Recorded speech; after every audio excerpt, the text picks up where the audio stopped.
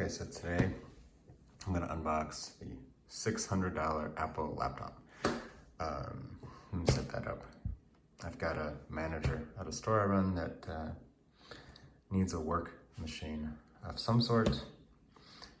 Doesn't really want something used. I get that. I love buying used MacBooks, you know me. But I don't want to spend $1,000 on a new MacBook Air that's still running an Intel chip.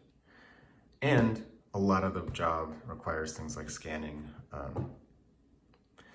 invoices and things, and so the actual doing everything through the iPad would be great, but I know how painful entering stuff into spreadsheets and things is. I run an iPad Pro as my daily portable most of the time, and you need a keyboard. I've never used the keyboard trackpad combo, because when I got my iPad Pro, they didn't exist yet. And I've also never used the smart connector on anything, so yes. Anyway, I don't think this manager of mine needs a iPad Pro for anything he's doing, and it feels like it's pretty nice. Click. It's diving board, and you can't click at all up top, which is a total pain, but it's decent for how much we're going to use it. And then that looks nice. It's so funky, it's fabric, but shouldn't do this one-handed. But basically, that's our keyboard, and then the iPad goes into this case, and that'll stick right on there, and it'll pop up.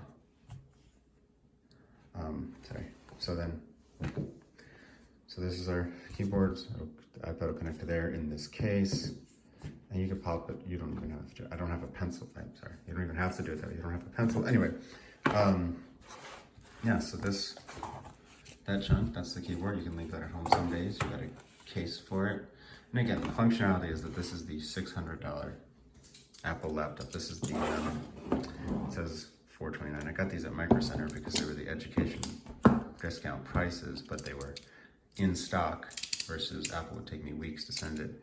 I actually technically did buy a MacBook Air on the education deal too, but it'll take weeks to get here, and I'm hoping that my manager's in love with this before that gets here, so he can send it right back. But if he hates this, if it doesn't work for him, I don't have to wait weeks and weeks when it, to then try something new. It's already on the way. So I'm gonna give him a couple week trial.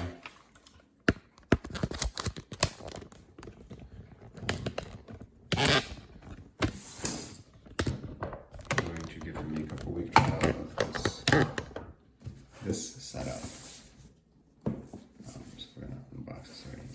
These Apple boxes are engineered to be so satisfying, but honestly, I find they're a little bit too tight most of the time when they're brand new, and you don't open this many times. Like, I love the packaging engineering, it's great, and you can see the difference from something like the horrible scuffing on this level. Like, it's similar grade of paper, cardboard, but they cheaped out. They didn't put just that wrapper on it, and suddenly it's a whole different thing. But I want this to slowly slip out. There it is. It's actually doing what it's supposed to now. Oh yeah. Boom. All right. So you're gonna have to just take this wrap off very quickly to get this to actually work through the smart connector. And it's funky that there's still Touch ID on it and all of that, but the general idea is that there you go. It's not thin. I mean, it's thicker than a Retina MacBook, and it honestly weighs about as much too. But that's the cheapest new thing, and that will be useful. So there's some more setup that we're gonna do. I'm gonna go show him what I got for him and everything. So you can go. It worked before where I picked up with it, but you have to get the Logitech control up. So we're gonna do some setup and some tests, but there it is. I should put this on a scale compared to it. Again, it's thicker and it's 10 inches versus 15. The battery life will obviously be better. It's got some scanner functionality and stuff, so we're gonna give it a shot. I wish there was a $600 Apple laptop that wasn't used, because I want people to use, my managers, my team, to use my numbers spreadsheets and all the stuff that I use every day to manage my own stuff.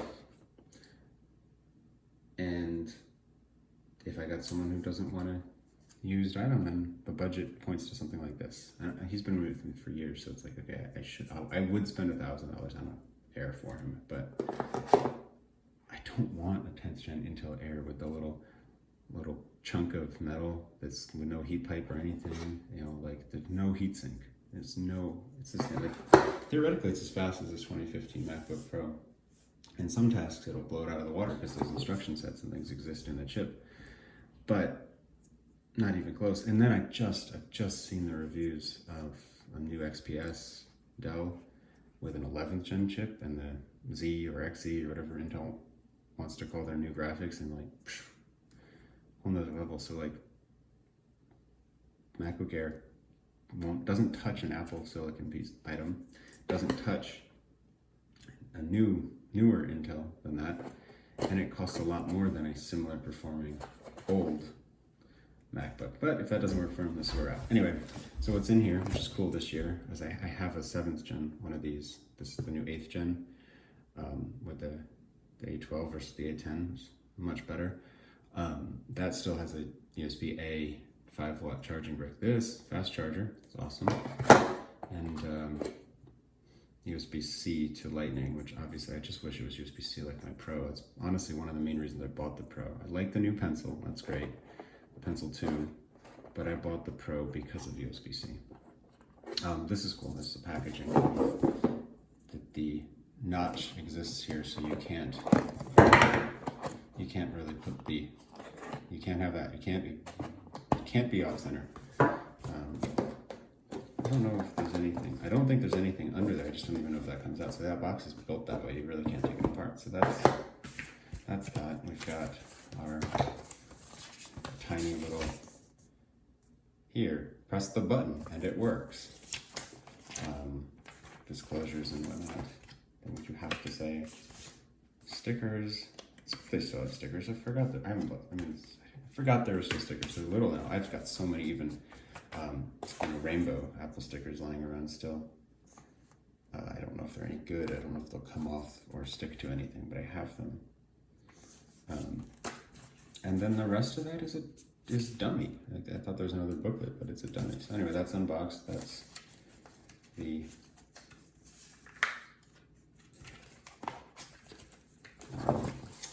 thing. There's fat, or really fat, ugly laptop. But hey, you know, we still got a headphone jack, which is cool. It's going to be hard to access. It's going to be hard to access properly, but we still have a headphone jack.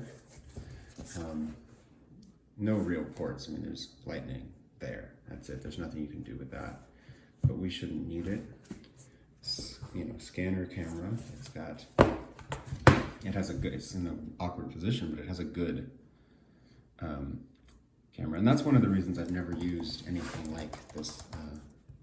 Like these didn't exist, the combination, you know, the Magic Keyboard or the, you know, Combo Touch by Logitech or anything when I got my Pro, my 2018 Pro. But more importantly, I often, if I'm typing or anything, I turn my iPad this way in the slot in the keyboard I have, it's the support slot, because I like to see a lot more vertically if I'm typing. You know, this is a page view. You know, it's the old portrait monitors you used to get. You know, single page display is a big deal.